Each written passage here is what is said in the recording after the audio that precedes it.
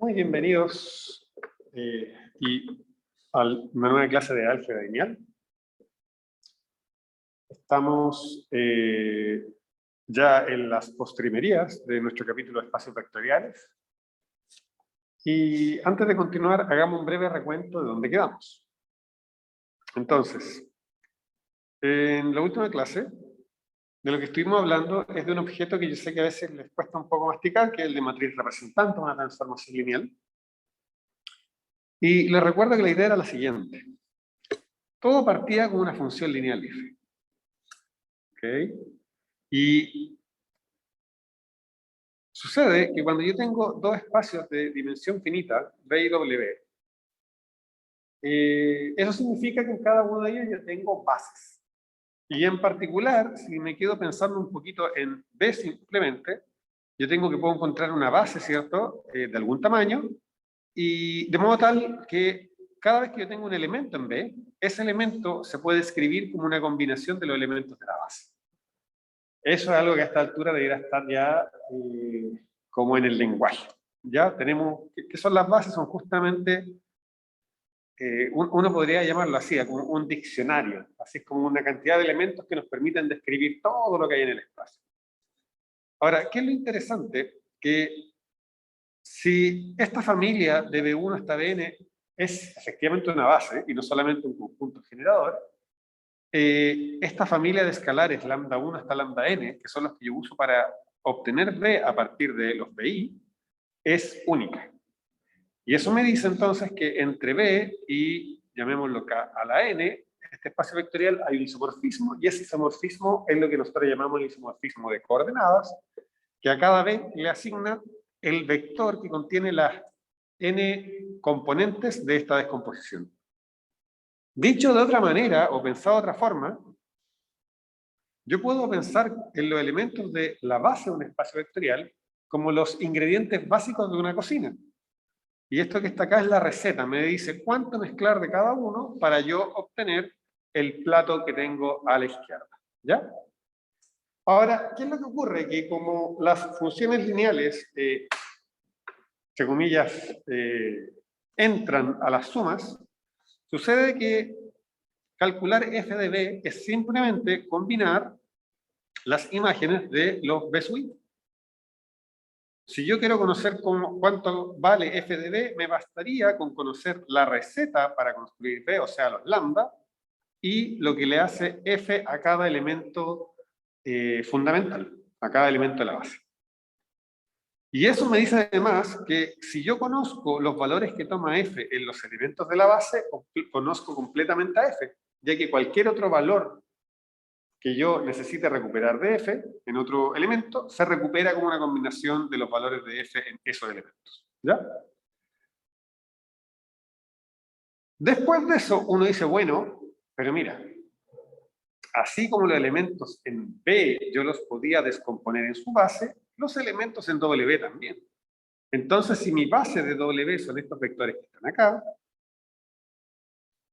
para cada elemento B sub i de i igual 1 hasta n, f de B sub i, la imagen de un elemento de la base del espacio de partida, se puede descomponer en los respectivos elementos de la base en el conjunto de llegada.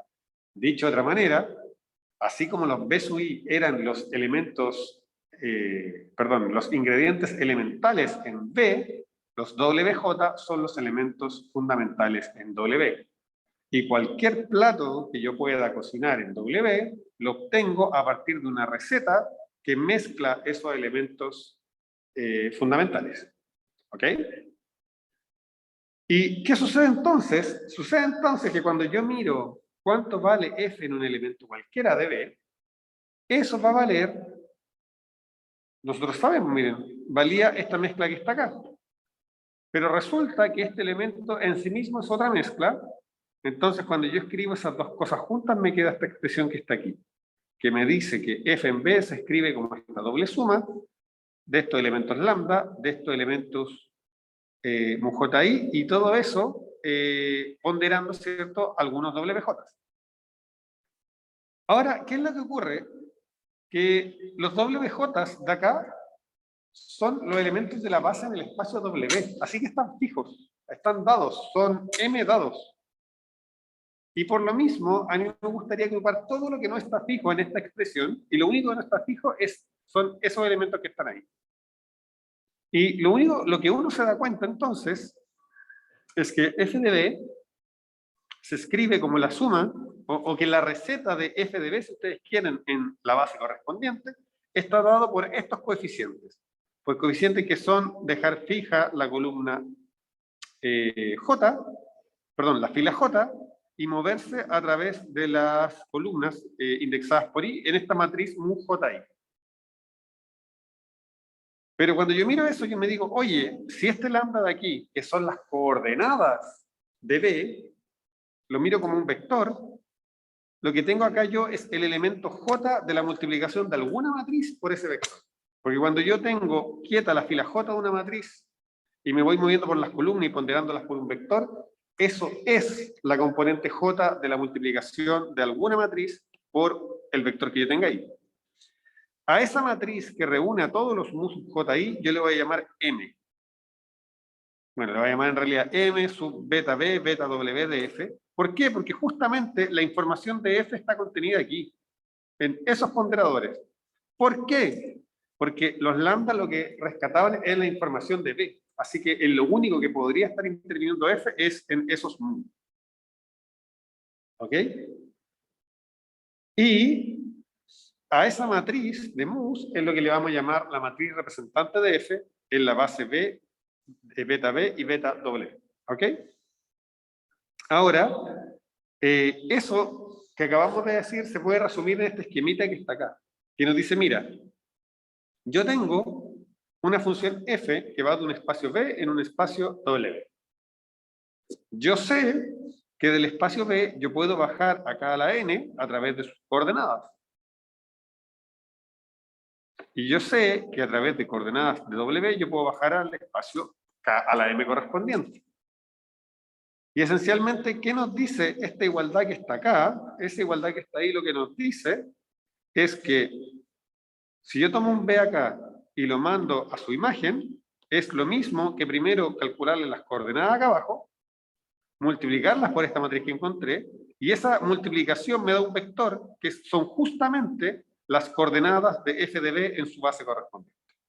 Y eso uno lo podía resumir con lo siguiente, diciendo que las coordenadas en W de f de b son iguales a la matriz representante en la base B, base W de F, multiplicados por las coordenadas en la base B de B.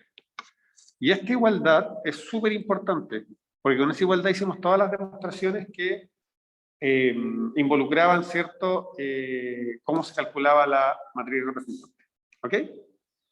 En particular, resolvimos este ejemplo en la última clase de encontrar la matriz representante asociada a esta transformación, cuando en el espacio de partida, que son los polinomios de grado menor o igual que 3, consideramos su base canónica, y en el espacio de llegada también.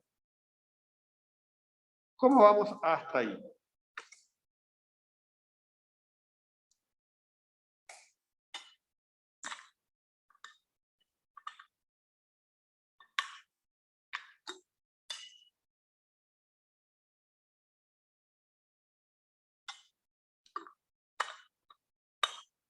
¿Vamos bien? ¿Muy bien? Súper. Entonces, repitamos este ejemplo.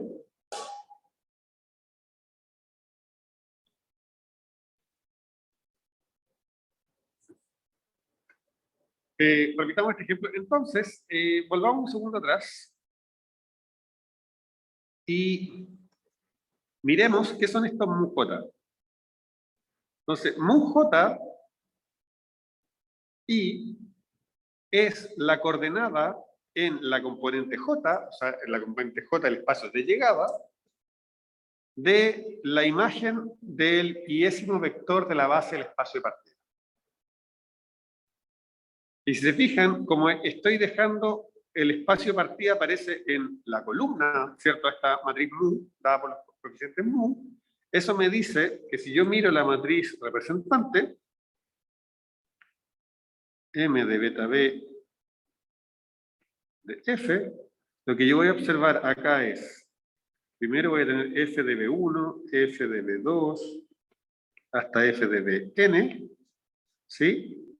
Y en esta columna van a estar sus coordenadas con respecto a la base de W. ¿Ok? Entonces, esto es este vector que está aquí. El primero es coordenadas en W de f de b1. La segunda columna es coordenadas de f de b2, en W, etcétera, etcétera. ¿Ya? ¿Y por qué recuerdo eso? Porque ahora que quiero calcular esto, lo que tengo que hacer entonces es encontrar cuál es la imagen de los distintos elementos de la base y cómo se descomponen en la base canónica del espacio de llegada. Entonces, en el espacio de partida de los polinomios, la base canónica son los monomios, ¿ya? Son los monomios de coeficiente 1. Entonces, por ejemplo, nos preguntamos cuánto vale t de 1. Bueno, t de 1 vale, según lo que está escrito acá, 1, 0, 0, 0, ¿sí? Y eso, fíjense bien, de que se escribe como una vez por, voy a escribir una trivialidad, eso sí, pero esto es lo que podríamos llamar W1, es el primer elemento de la base del espacio de llegada. La base canónica del espacio de llegada es una que tiene un 1 acá y el resto son ceros, el segundo un 1 acá y el resto son 0, un 1 acá y el resto son 0, 1 acá y el resto son 0. ¿Ok? Y eso me dice que la primera columna, si yo miro la matriz representante de T, su primera columna, que la primera columna, ¿cierto?, es todas las filas, 1, eso es simplemente 1, 0, 0, 0. ¿Por qué? Porque la imagen de T del primer elemento, 1 acá juega el rol de B1, la imagen de T de B1, seguro me quedó súper poco claro, ahí sí, se descompone en la base de llegada simplemente como una vez por el primer elemento de la base.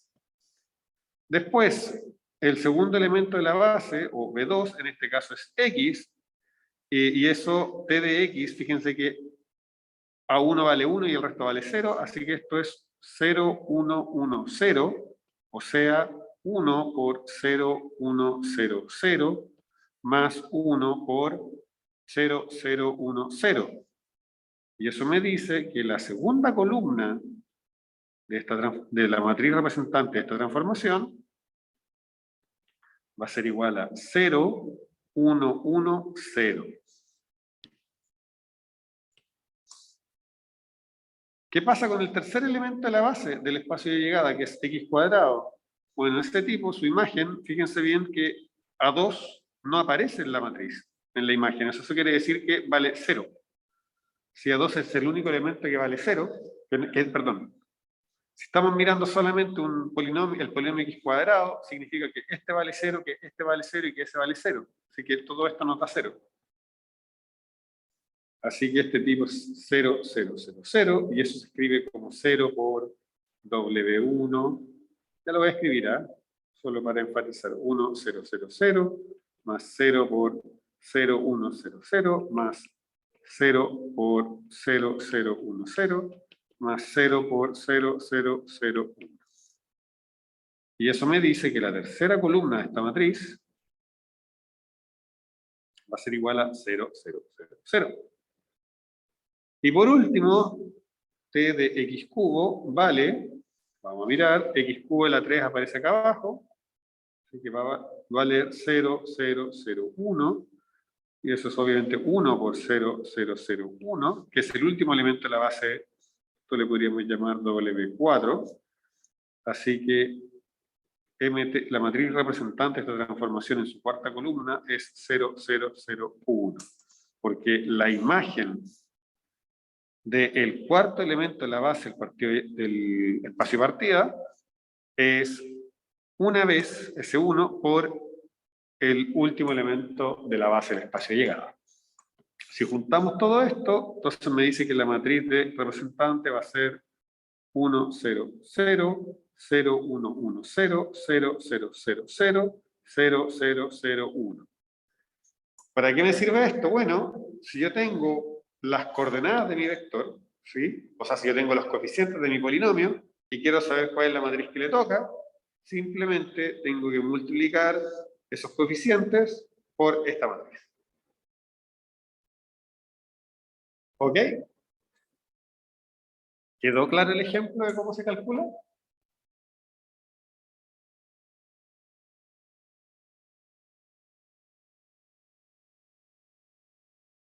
Lo fundamental es nunca olvidarse esto que está acá.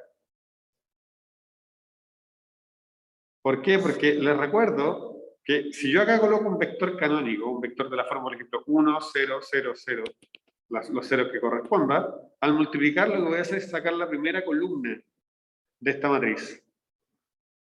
¿Sí? Pero para yo obtener un vector 1, 0 hasta 0, acá tengo que colocar B1. Entonces, ¿qué es lo que estoy diciendo? Que la primera columna de esta matriz son las coordenadas en W de f de B1. Y en general, la iésima columna de esta matriz, son las coordenadas, según esta igualdad, de f de BI. Entonces, esa es la manera, en mi opinión, fácil de calcular las matrices representantes. ¿Tienen alguna pregunta, chiquillas?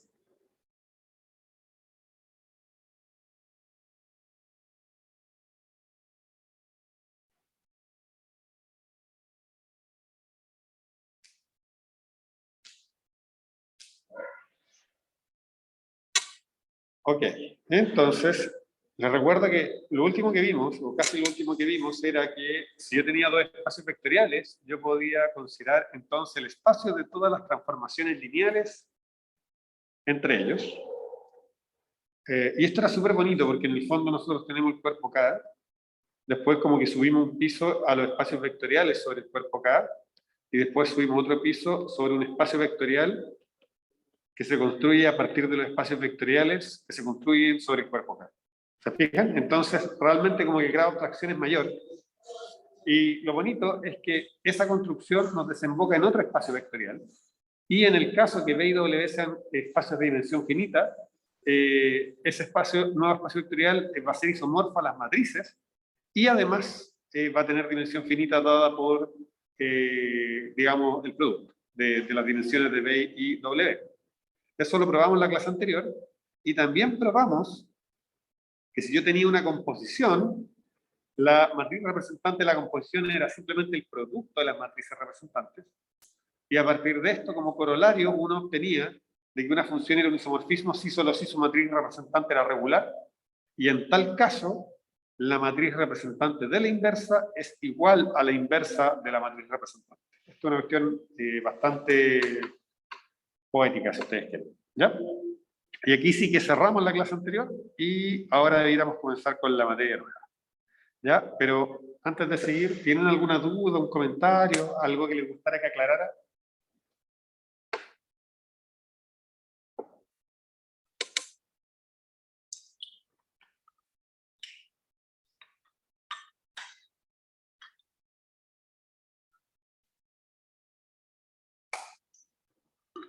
¿Están ahí todavía?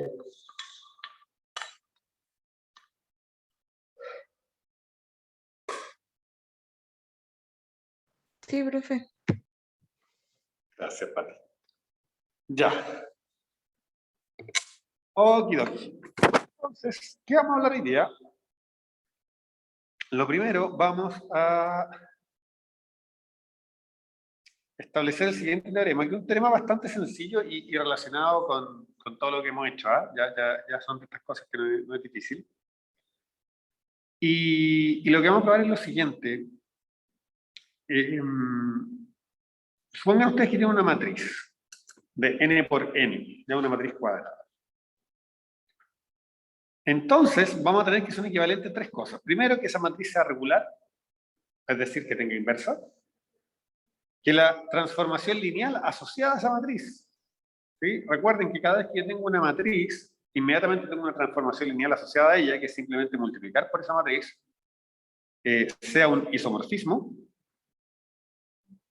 Y tercero, que las columnas de A forman una base de K a la N. ¿Ok? Entonces, antes de hacer la demostración, noten algo, ¿eh? Que uno sabe a estas alturas de la vida que si yo quiero chequear que una matriz es regular, me basta con calcular su determinante. Si su determinante es distinto de 0, entonces la matriz es regular. Entonces, una manera muy sencilla de chequear si un conjunto de vectores de R3, por ejemplo, 3 vectores en R3 son base, es que yo los ponga en una matriz y calcule su determinante. Porque si esa matriz tiene determinante distinto de 0, entonces sus columnas, que son los vectores con los que yo partí, forman una base de cada. ¿Se fijan? Entonces, en el fondo, si ustedes tuvieran vectores y quisieran chequear si son o no una base, podrían hacerlo de forma indirecta, no por la definición, convirtiendo esos vectores en columnas de una matriz, poniéndolas todas juntas y viendo si esa matriz tiene o no determinante igual a 0. ¿Ok? Ya. Ahora, la demostración, como son 3 cosas equivalentes, lo que vamos a hacer es que 1 implica 2, que 2 implica 3 y que 3 implica 1. Entonces, 1 implica 2. Noten algo, ¿eh?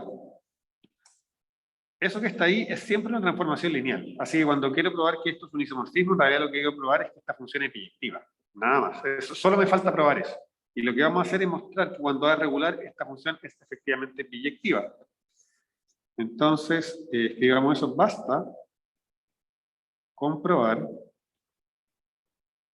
que A regular implica T sub A biyectiva. ¿Ok? Y si yo quiero probar que es biyectiva, esa biyectiva es lo mismo que lo siguiente, ¿eh? T sub A biyectiva, sí y solo sí, para todo i que yo escoja en K a la n, existe un único x en K a la n, tal que t de x es igual a y. ¿Ok? ¿Por qué esto es todo lo que yo necesito probar? Porque la primera parte me dice que la función es sobreyectiva. Si para todo y yo puedo encontrar un x que se satisfaga esto, significa que la función es sobreyectiva. Y si le agrego la unicidad al asunto, entonces me dice que es inyectiva, porque me dice que dos x distintos no tienen el mismo y. No van a parar al mismo y. Entonces, en el fondo, tengo que probar eso. Pero fíjense que esto es lo mismo que decir para todo i en k a la n, existe un único x en k a la n, tal que a por x es igual a y. O sea, lo que estamos diciendo es preguntándonos cuándo este sistema lineal tiene solución única. Y esa es una respuesta que ya dimos. Nosotros probamos hace mucho tiempo que un sistema lineal tiene solución única para cualquier lado derecho, sí, solo sí, esta función, perdón, esta matriz es invertible, ¿cierto? Y este sí, solo sí, estas líneas, digamos, S y S son, digamos, por definición, pero este sí, solo sí, lo voy a subrayar en rojo, es un teorema anterior, anterior. Que esto sí, solo sí, A es regular. ¿Ok?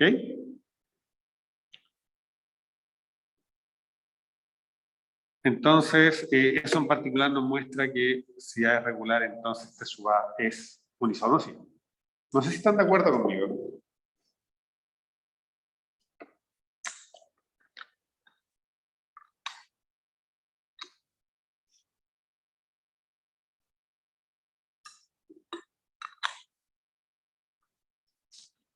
Otra forma de verlo que piensen ustedes que aquí yo no quiero probar la equivalencia, al final aquí acabamos de probar que 1 equivalente a 2, yo solo quiero probar que 1 implica 2. Y yo sé que si es invertible, este sistema yo puedo calcular su solución, pues simplemente multiplico por la inversa y me queda únicamente identificado que x vale a la menos 1 por y. Entonces siempre existe y es único. Así que listo, si A es invertible sin esto. El hecho de que si esto ocurre hace a regular fue algo que nos costó probar. Recuerden ustedes que fue uno de los teoremas así como finos que hicimos de sistemas lineales, pero acá es menos lo que estoy viendo. Acá solamente quería ir de 1 a 2, así que es todavía más fácil.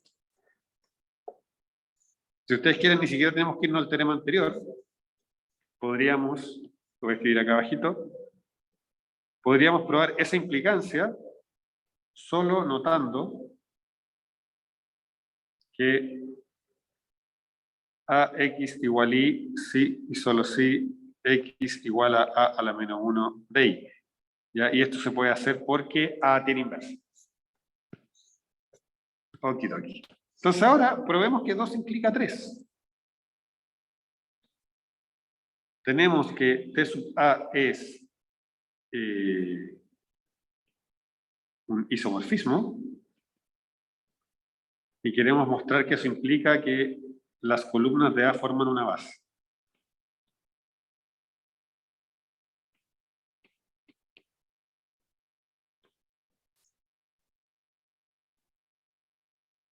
¿Ok?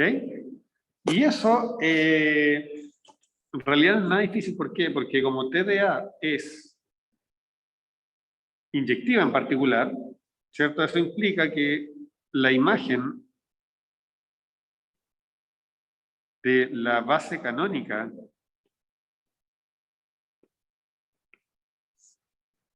de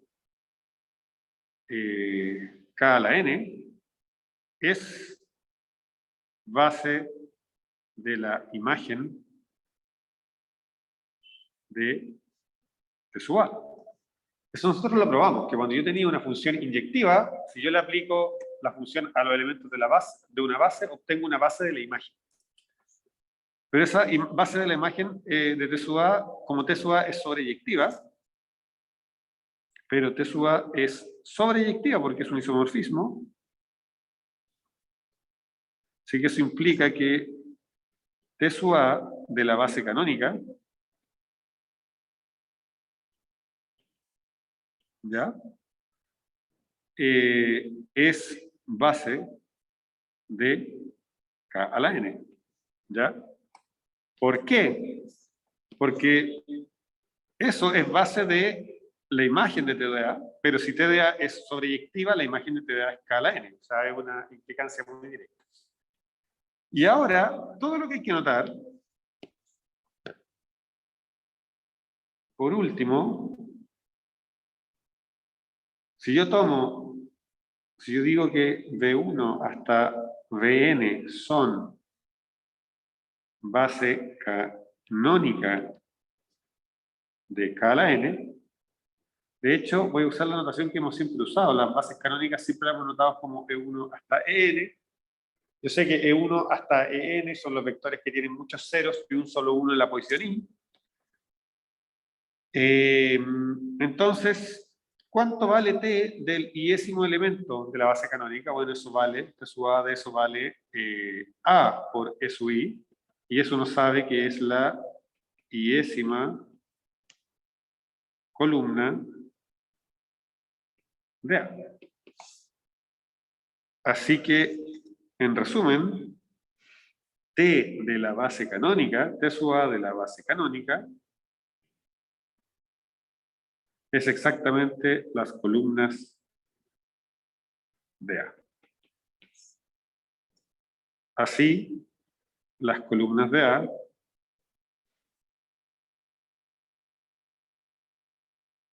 forman una base de K a la N. ¿Me siguieron, chiquillas?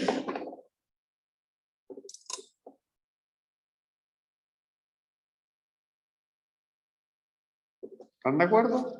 ¿Muy perdidos? ¿Muy perdidas?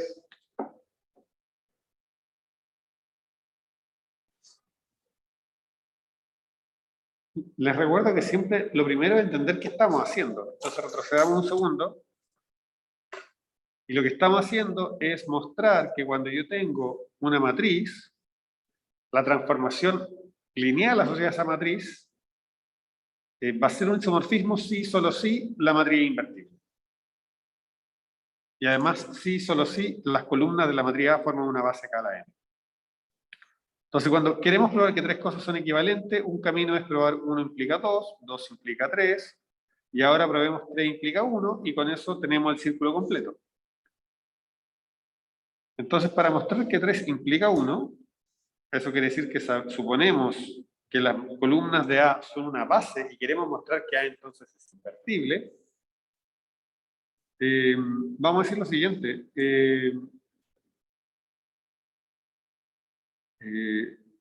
Sea un Y en K a la N. Entonces, como las columnas de A son base, existe X1 hasta Xn únicos, tales que... ¿Qué es lo que pasa? Bueno, cada vez que yo tengo una base, esa base me sirve para expresar cualquier elemento del espacio. Entonces, esto va a ser la suma de los xi por la iésima columna, perdón, al revés. La iésima columna de A. ¿Ok? Pero eso que está ahí, yo lo puedo escribir así también, como A multiplicado por un vector X, con X simplemente X1 hasta Xn. Y básicamente, por ser base, lo que estamos diciendo es que este X es único. Entonces, fíjense bien, para cualquier I en K a la N, yo puedo encontrar un único X que resuelve el sistema AX igual I. Y entonces vimos en el capítulo anterior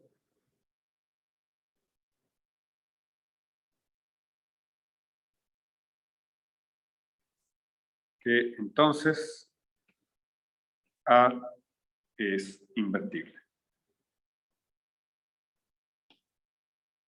Y con eso habríamos terminado la demostración del plan.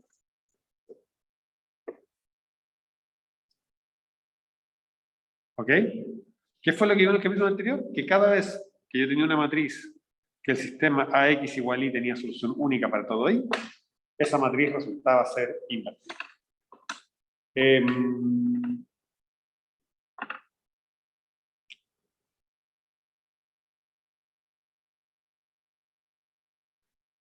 Una forma de verlo, yo puedo tomar acá los vectores canónicos y este X lo que me va construyendo son, en X voy guardando las columnas en su inversa. No sé si se acuerdan de eso, fue un poco la construcción que hicimos.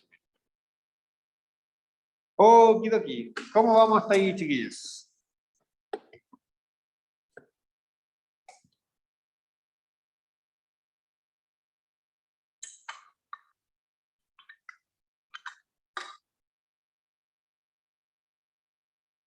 Bien, profe. Súper, gracias por responder. Entonces ahora, una de las cosas que yo les comenté era que la matriz representante depende fuertemente de la base que uno considera. Eso lo vimos. La base está en todo lo que hacemos. Primero calculamos las coordenadas de un vector en la base de B, después calculamos las coordenadas de las imágenes de los elementos de la base en la base W. Entonces es evidente de que la construcción de la matriz representante depende de las bases, por eso que se la anotamos abajo. Y ahí viene una pregunta fundamental. ¿Qué pasaría si yo hubiera considerado otra base en mis espacios? ¿Habrá alguna relación entre las distintas matrices representantes? ¿Serán la misma? Y, bueno, eso es lo que vamos a estudiar ahora, ¿ya? Entonces, imagínense por un minuto que en nuestro espacio B de partida tenemos dos bases distintas, o sea, tenemos dos maneras de describir el espacio. Las bases no son otra cosa que formas de describir el espacio. Y entonces yo podría preguntarme, bueno, hay una función que se llama la identidad, que a un elemento B le asigna el mismo elemento. Esa función es lineal. ¿Sí? No cuesta nada probar que B, que la identidad es lineal.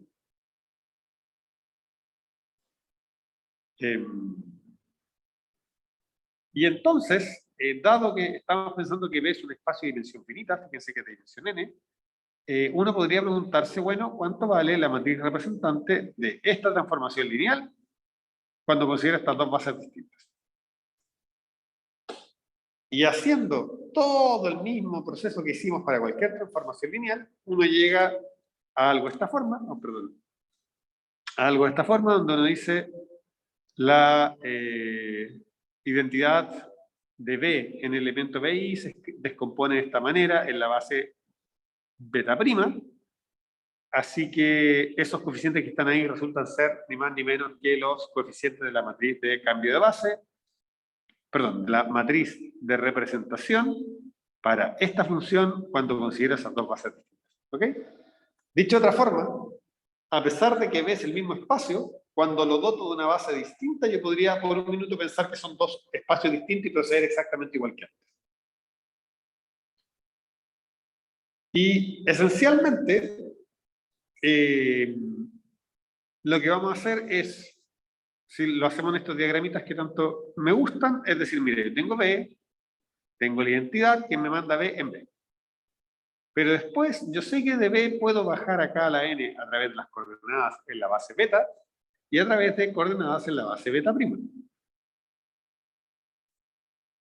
Y eso me produce que, si yo miro la matriz representante de esa función en estas dos bases, va a ser alguna matriz. O sea, la puedo calcular. ¿Ya? Yo puedo calcular a través de esta idea la matriz representante.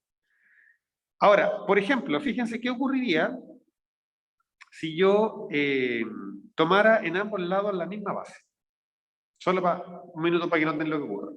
Si yo tomo en ambos lados la misma base, eso significa que cuando yo tome el elemento yésimo de esta base y le aplique B, perdón, la identidad, voy a tener el yésimo elemento de esta base. Así que las coordenadas de identidad de E sub I, si ustedes quieren, o de B sub I, es simplemente 1 por B sub I y 0 en todas las otras componentes. Entonces, lo que va a ocurrir en este caso, si yo coloco acá beta en vez de beta prima, o sea, la misma base en ambos momentos, que cuando calcule la matriz representante de la identidad, va a ser justamente la matriz identidad. ¿Ok? O sea, la matriz diagonal que en su diagonal solo vale 1. Ok. Ahora, de la misma manera en que yo puedo, a este proceso de acá, ¿ya? Cuando yo tomo la identidad de un espacio en sí mismo y miro la matriz representante con respecto a distintas coordenadas, a esta matriz le voy a llamar la matriz de cambio de base, porque esencialmente lo que me dice es cómo pasar de unas coordenadas a otras. ¿Ok? Y en W, si yo también tuviera dos bases distintas, puedo hacer exactamente lo mismo, también encontrar, ¿cierto?, esta matriz de cambio de base. Y luego, ¿qué es lo que ocurre? Que si yo partí de ese escenario, donde yo tenía F, ¿ok? Y esta F, lo que hace es tomar un B y mandarlo en F de B, ¿cierto? Y después tengo para B otra base beta prima de B y para W otra base beta prima de W. Resulta que si yo tomo un B acá, le calculo la identidad, me sigue dando el mismo B, le calculo F, me da F de B, ¿sí? Y le calculo identidad a la menos 1, me sigue dando F de B. ¿Ok? Porque la identidad de la menos 1 no me cambian cosas. ¿Y eso qué me quiere decir? Que en el fondo, tomar un elemento acá y calcularle directamente F y mandarlo a F de B es lo mismo que primero pasarlo por la identidad en B, luego por F y luego por identidad a la menos 1. ¿Ok? Este diagrama conmuta. Se dice eso y eso quiere decir simplemente que si yo hago este camino o ese camino, el resultado es el mismo. Pero, ¿qué es lo importante? ¿O por qué eso es simpático? Porque eso me dice entonces que la función f es exactamente igual a esta composición. Y como todas estas cosas son transformaciones lineales, yo sé que la composición de transformaciones lineales, si le quiero encontrar su matriz representante, simplemente tengo que multiplicar las matrices representantes de cada pedacito de la composición. Y eso me dice que la matriz representante de f, cuando yo la miro de esta base hasta esta base, va a ser simplemente el producto de estas tres matrices representantes. O sea, de la matriz representante de cuando voy de acá a acá, por la matriz representante cuando voy de acá a acá, por la matriz representante cuando voy de acá a acá. Y eso es lo que tenemos puesto ahí. Ahora, ¿cuál es la gracia? Que en principio aquí yo quiero la matriz representante de la identidad a la menos 1, pero como la identidad es un isomorfismo, su matriz representante es la inversa de la matriz representante de la identidad. Así que saco el menos 1. Y, ¿qué es lo que me muestra esta igualdad? Me dice, mira, si tú cambias de base, las matrices no tienen por qué ser iguales. O sea, la matriz representante en esta base no tiene por qué ser igual a la matriz representante en esa base. ¿Ok? Sin embargo, puedes ir de una a otra multiplicando y premultiplicando, o sea, por la izquierda y por la derecha, por matrices invertibles. ¿Sí? O sea, la única diferencia entre dos matrices representantes de la misma función lineal va a ser la multiplicación por la izquierda y por la derecha de una matriz invertible. Cuando eso ocurre, vamos a decir que esta matriz y esta matriz de acá son similares. Dos matrices son similares si una la obtengo como la otra premultiplicada y postmultiplicada por una matriz invertible.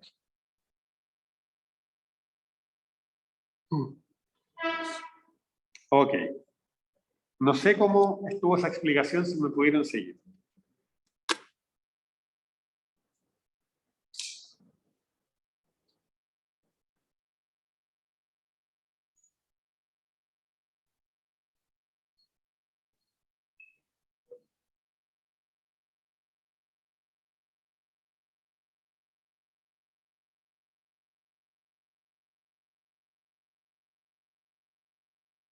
Vamos a hacer un ejemplito, porque siento que estas son de las cosas que con ejemplos se van fijando mejor. Entonces vamos a volver a este ejemplo que teníamos acá. Ok. Y a esta transformación lineal. Entonces, vamos a hacer una copia de eso. O mejor que eso, lo voy a mover nomás. Lo voy a mover a...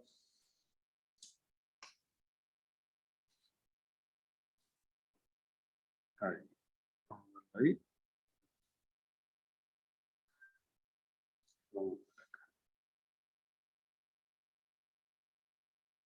Ok, entonces, por ejemplo, nosotros tenemos esta transformación lineal y encontramos su representación con respecto a la base canónica.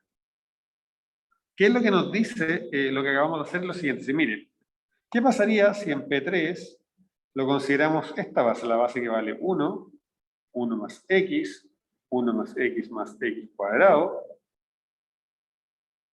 y 1 más x más x al cubo?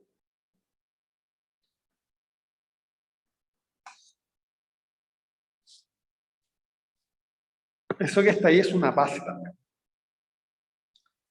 Y a mí me gustaría encontrar la matriz representante de nuestra función con respecto a esa base. Y básicamente tenemos dos caminos. Camino número 1, vuelvo a aplicar todo el argumento anterior para esta base. O, capítulo 2, opción 2, a esto que está aquí le vamos a llamar beta prima. Y digamos, cuando yo pienso en la matriz representante de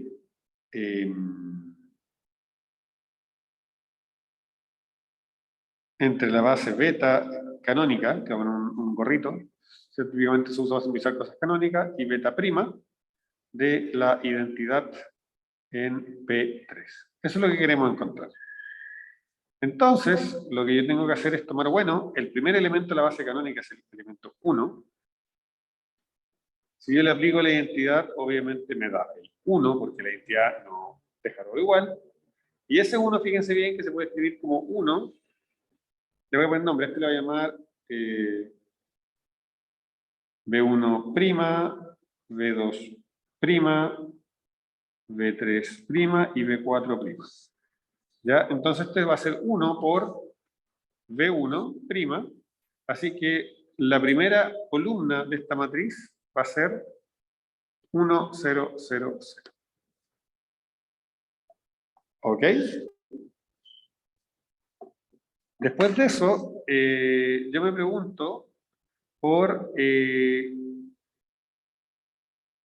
cuánto vale identidad de X. Bueno, eso obviamente es X. ¿Y qué es más complicado? Porque X no se escribe como un elemento de estos automáticamente, pero no se da cuenta que esto es lo mismo que B2' menos B1'. Así que eso me dice que la segunda columna va a ser menos 1, 1, 0, 0. ¿Y cuál es la gracia? Que como yo sé que las cosas son base, yo sé que si encuentro una solución a esta descomposición es la única. ¿Ok? Entonces esto es columna 1 y esto es columna 2. ¿Qué pasa ahora con la columna 3? La columna 3 es cuando miro el tercer elemento de la base. ¿Está bien?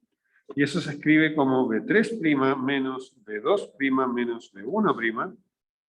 Así que esto es igual, el tercer elemento de la columna 3 va a ser 0, no, perdón, menos 1, menos 1, 1, 0. Y el cuarto elemento va a ser cuando yo mire lo que le pasa a x al cubo. Ese tipo se escribe como, obviamente es x al cubo la identidad, y eso es B4' menos B3' menos B2' menos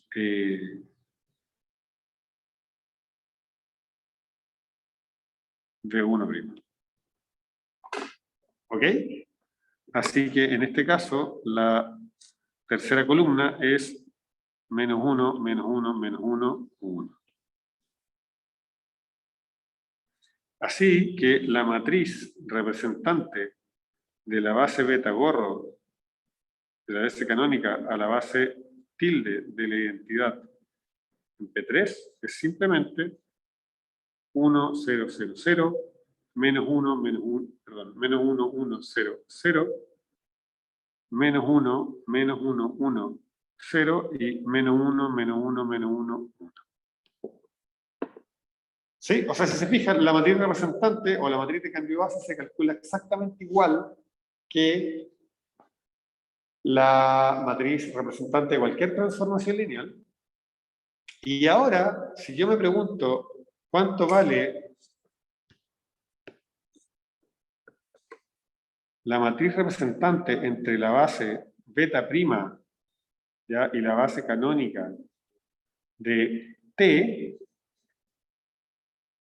bueno, esto es, volvamos a lo que habíamos encontrado. Habíamos visto que si yo quería cambiarme de base, ya justo me quedaron al revés las letras, como que ahora yo quiero colocar aquí un prima, pero no importa eso.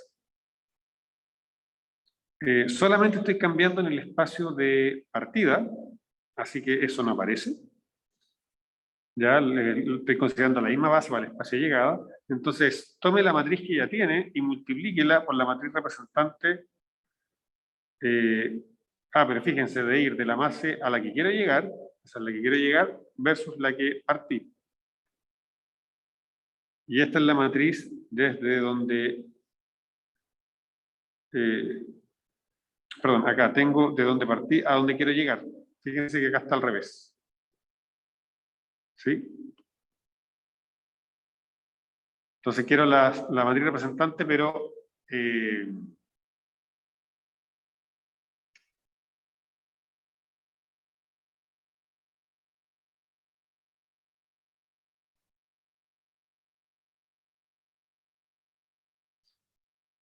no, estoy bien, estoy bien, estoy bien, estoy bien, estoy bien. Perdón, me mareé yo.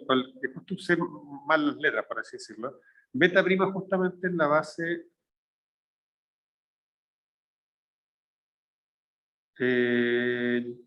ok. No, ya. Ok, ok. Beta prima es la base donde yo conozco la matriz representante. ¿Sí? Entonces, y acá en este caso yo la conozco en la base canónica. ¿Ya? Entonces, eso que está ahí va a ser la matriz representante P y M, de los polinomios y las matrices. Esto va a ser la matriz representante de T de beta canónico en los polinomios y beta canónico en las matrices por la matriz representante de la identidad, pero acá yo tengo que colocar beta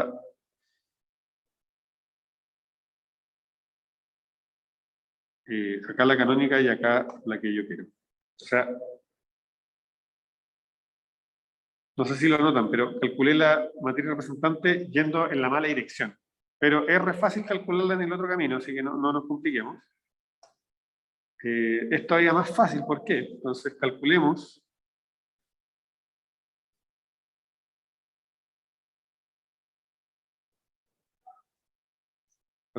la matriz representante de la identidad cuando parto en la base nueva y tengo la base canónica en el espacio polinomios. ¿Ok? Y yo sé que esta va a ser una matriz de 4×4 y en la primera columna yo tengo que mirar la base nueva. Esa que está ahí. Es un 1. Ese 1, ¿cómo se escribe en la base canónica de los polinomios? Bueno, se escribe como una vez la constante 1 más 0, 0, 0, 0. Así que esto es 1, 0, 0, 0. Después miro y veo B2. B2, ¿cómo lo escribo en la base canónica? En la base canónica yo lo escribo como 1 por la constante 1 más 1 por x más 0, 0. Así que sus coordenadas son en la base canónica 1, 1, 0, 0. De la misma forma, este tipo en la base canónica es 1, 1, 1 en el primer elemento, más 1 en el segundo elemento, más 1 en el tercer elemento, más 0 en el cuarto. Así que es así. Y el último, fíjense que en la base canónica simplemente se descompone como 1 por el primer elemento, más 1 por el segundo elemento, más 1 por el tercer elemento, más 1 por el cuarto elemento.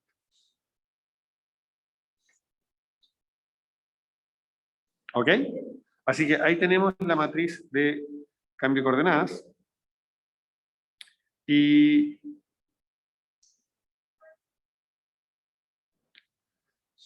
bueno, no sé si lo alcanzan a notar, pero esta matriz resulta ser la inversa de esta. ¿Sí? Y eso tiene que ver con que cuando yo miro la identidad, si yo miro acá P3 con la base canónica, acá tengo P3 con la base nueva. La primera matriz que calculamos era la identidad cuando yo iba así. La segunda matriz es la de la identidad cuando yo voy así.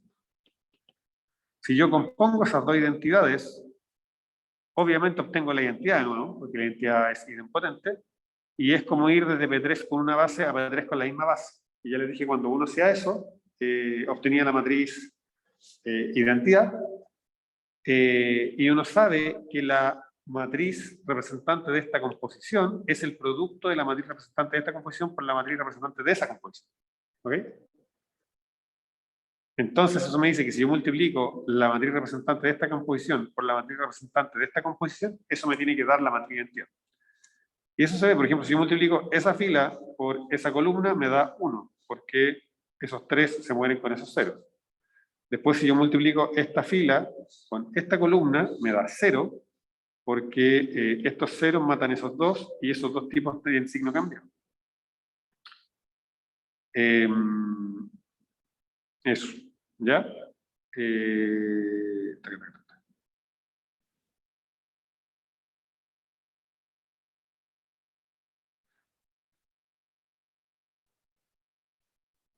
Ok, entonces, ahora que tenemos la buena matriz, que es la que necesitamos poner ahí, podemos encontrar la matriz representante de la transformación lineal.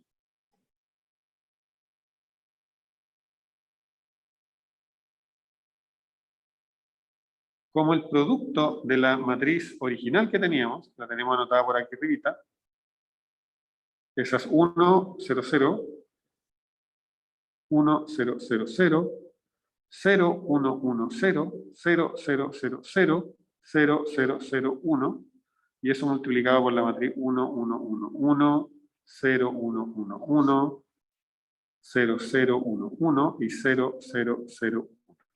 ¿Ok? Y cuando uno hace eso, bueno, la primera fila, fíjense que nos queda esa fila, cuando yo la vaya multiplicando por estas columnas, lo que va a hacer es dejarme quieta esa fila. Así que esto es 1, 1, 1, 1. Después, esta fila lo que hace es seleccionarme la segunda fila. Así que me va a quedar 0, 1, 1, 1. Y esta fila también me selecciona la segunda fila, así que me queda 0, 1, 1, 1. Y esta fila me selecciona la última fila, así que me queda 0, 0, 0, 1. Y esta sería la matriz representante de la misma transformación lineal, pero ahora con respecto cuando en los polinomios usamos esta base que está acá.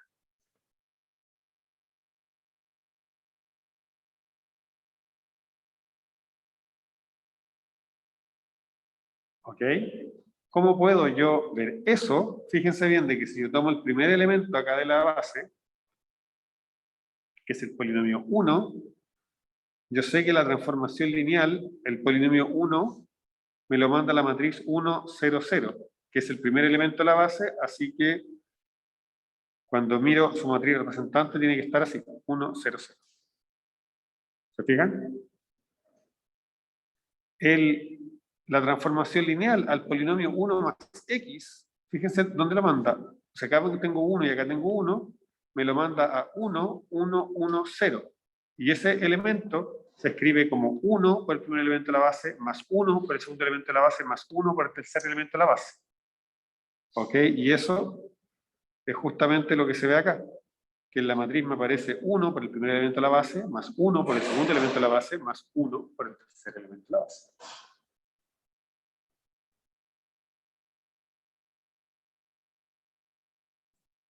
Y después yo miro el tercer elemento de mi base nueva es 1 más x cuadrado. Fíjense bien. 1 más x cuadrado, o sea, acá tengo un 1, un 1, un 1 y acá un 0. Y esto de nuevo me tira el 1, 1, 1, 0. Así que por eso es que la columna 2 y 3 se me repiten. Y por último, en la columna 4, que es el que tiene todo esto, fíjense que me lo tiene que mandar al elemento 1, 1, 1, 1. Y eso justamente se escribe como 1 por el primer elemento de la base del espacio matrices, más 1 por el segundo elemento de la base del espacio matrices, más 1 por el tercer elemento de la base del espacio matrices, más 1 por el cuarto elemento de la base del espacio matrices. ¿Ok? Entonces, esta es efectivamente la matriz representante de la transformación lineal en la nueva base, y la pudimos obtener simplemente calculando la matriz de cambio de coordenadas y multiplicando. Ahora, ¿cuál es la gracia? En este ejemplo sencillo, ciertamente no parece haber mucha ganancia en cambiarse de base. Pero supongan que ustedes ya tuvieran una matriz representante calculada. A veces va a ser más simple calcular la matriz de cambio de base que calcular la matriz de coordenadas con respecto a la nueva base, ¿me entienden? Entonces ahí esto podría ser útil. ¿Ok? Pero además del tema práctico, la importancia de esto es que nos muestra que si bien la matriz de cambio de base, perdón, que la matriz representante de la transformación lineal depende de la base, esto nos muestra que todas las matrices que son representantes de una misma transformación lineal en distintas bases están relacionadas. Y que esa relación se llama semejanza de matrices, y que significa que cada matriz, que todas las matrices que representan a la misma transformación lineal, entre ellas están emparentadas, por decirlo de alguna manera, y la forma de pasar de una a otra es multiplicando por la izquierda y por la derecha por una matriz invertible. Ok. ¿Qué opinas? ¿Se entendió para dónde va la micro?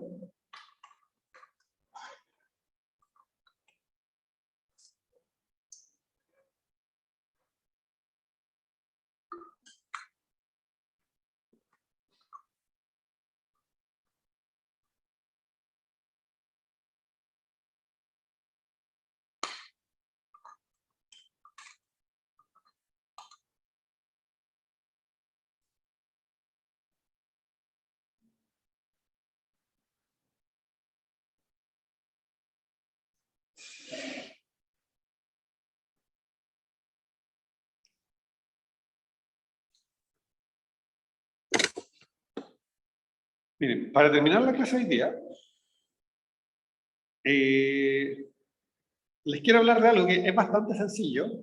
Esto ya realmente es solo para como colocar los últimos elementos en la discusión. Y sucede que, como acabamos de ver, asociado a cada transformación lineal, perdón, a cada matriz hay una transformación lineal. Y por lo mismo, yo podría hablar un poquito más que de la imagen de la transformación lineal asociada a la matriz, hablar directamente de la imagen asociada a la matriz. Y cuando se hace eso, a eso se le llama el espacio columna. Esto es casi una cuestión de cultura, digamos, entre comillas, general.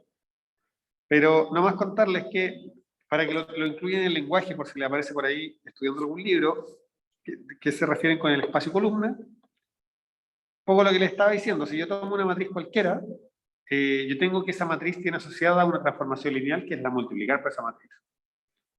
Y esta transformación lineal, bueno, tiene una imagen que va a estar contenida en el espacio de llegada, eso es tal cual cualquier transformación lineal. Pero esa imagen no es otra cosa que todos los elementos y para los cuales este sistema tiene solución. ¿Ok? Pero resulta que si yo miro esto atentamente, uno se da cuenta que lo que yo obtengo cuando multiplico una matriz, lo multiplico por la derecha por un vector, lo que estoy haciendo es tomar combinaciones lineales de sus columnas. Entonces, cuando yo digo, y esta es la imagen, si esto tiene solución, en realidad lo que yo estoy diciendo es, y está en la imagen, si es una combinación lineal de las columnas. ¿Ok? Entonces, eso es lo que está escrito acá. Uno se da cuenta de algo, que ¿qué cosa es el rango de TDA? El rango de la transformación lineal asociada a es la dimensión del espacio imagen, ¿cierto? De la imagen de la transformación lineal, o sea, de todo lo que yo cubro en la llegada. Pero acá acabo de darme cuenta que todo lo que cubro en la llegada es todo lo que puedo obtener como combinación lineal de las columnas. Entonces, yo sé que la dimensión de todo lo que puedo obtener al mezclar las columnas de A, bueno, es la cantidad de columnas linealmente independientes que tiene la matriz. Así que le damos un nombre a eso y vamos a decir que el rango de A, que no es otra cosa que el rango de la transformación lineal asociada a A, bueno, eso coincide con la cantidad de columnas LI que tenga. ¿Ok? Entonces, estas son de esas cosas que uno dice, bueno, ¿para qué me sirve? Y son de las que sirven en la práctica. Imagínense que ustedes tuvieran esta columna. Esta matriz, perdón. 1, 1, 1, 0, 1, 0 y 1, 2, 1. Yo miro esto y obviamente yo estoy haciendo trampa porque yo lo pensé así, pero no sé si se alcanzan a dar cuenta de que esta tipa es suma de esas dos. Si yo sumo estas dos columnas, obtengo esa. Y por otro lado, es claro que esas dos cosas son LI. ¿Por qué? Porque este vector no es múltiplo de ese, porque ese ahí tiene 0 y ahí tiene 1. Y yo no puedo multiplicar algo para que aquí me dé un 1, acá me dé un 1, si acá ha partido un 0. No sé si me entienden. O sea, yo este vector no hay nada por el cual yo lo pueda multiplicar para que acá siga valiendo 1 y la otra componente valga 0. Entonces estos dos tipos, uno no es múltiplo del otro, por lo tanto los dos son LI, y al mismo tiempo al ojo uno puede identificar que esa columna es la suma de estas dos. Así que, ¿cuál es el punto? Que yo miro esta matriz y por inspección, que es una forma súper elegante de decir al ojo, me doy cuenta de que tiene dos columnas linealmente independientes, por lo tanto, el rango de esta matriz yo sé inmediatamente que es 2. Y por lo tanto, yo sé inmediatamente que el espacio columna asociado a esta matriz tiene dimensión 2, o que el rango de esta matriz es 2, o cualquiera de las formas de decirlo, que es en realidad siempre decir exactamente lo mismo. ¿Ok? Y bueno, lo que les decía, que el espacio columna asociado a simplemente la imagen de TDA, o sea, todo lo que yo puedo producir combinando las columnas de A, que es justamente todo lo que yo puedo obtener como imagen por la transformación asociada a. Y perfectamente vamos a intercambiar imagen de TDA con la imagen de A. ¿Ok? Y eso es todo por hoy. No sé si fijan, pero estos últimos son solamente casi un tema de lenguaje, ¿no? Nada más. Incorporar al lenguaje la idea del concepto de espacio columna. ¿Tienen alguna duda? ¿Me siguieron algo? Partamos la pregunta otra vez.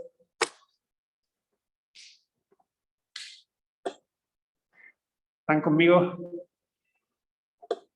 Está difícil, pero yo creo que dándole un repaso de nuevo al video va a quedar mejor. Sí, pero Nicolás, ¿qué parte está difícil?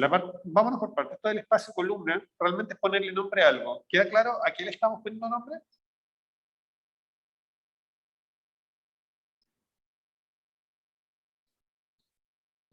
Sí, profe.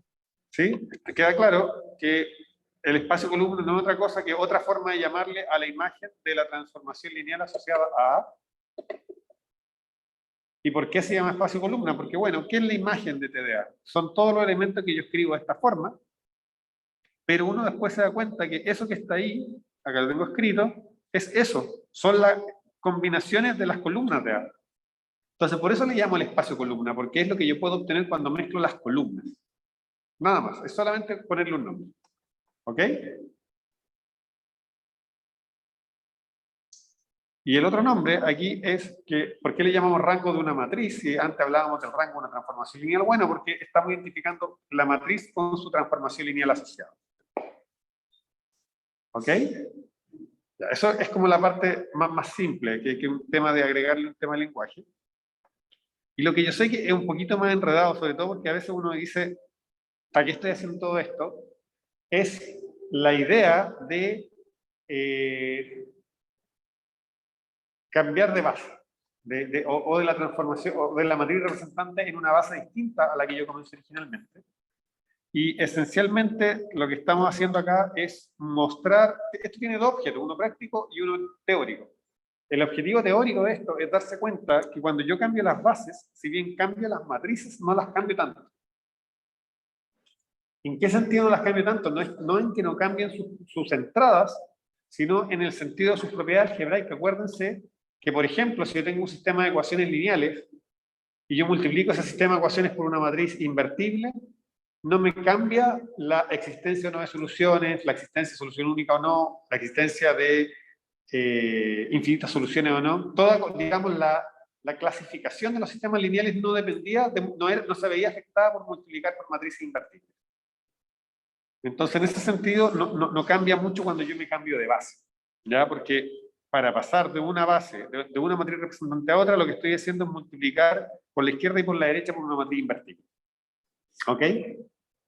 Porque, ¿qué es lo que ocurre? Que en general, cuando los objetos con que trabajamos en matemáticas no son únicos, a uno le gustaría que estén relacionados. Y eso es lo que estamos mostrando acá, que si bien la matriz representante, esa es la idea que es fundamental que se lleven, si bien la matriz representante depende de la base que yo uso para calcularla, sus propiedades algebraicas no. ¿Y cómo sé eso yo? Bueno, lo sé porque si yo usara otras bases, la matriz que obtengo va a estar relacionada con mi otra matriz a través de matrices invertibles. Así que sus propiedades no pueden cambiar. ¿Ya? Sus propiedades algebraicas.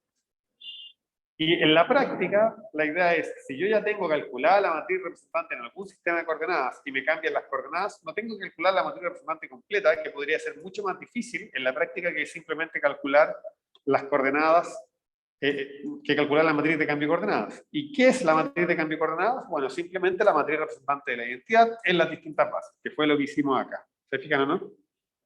Yo me di esta nueva base, y lo que me pregunté, bueno, ¿cuál es la matriz representante de la identidad cuando voy desde el espacio de los polinomios con esta base al espacio de los polinomios con su base canónica?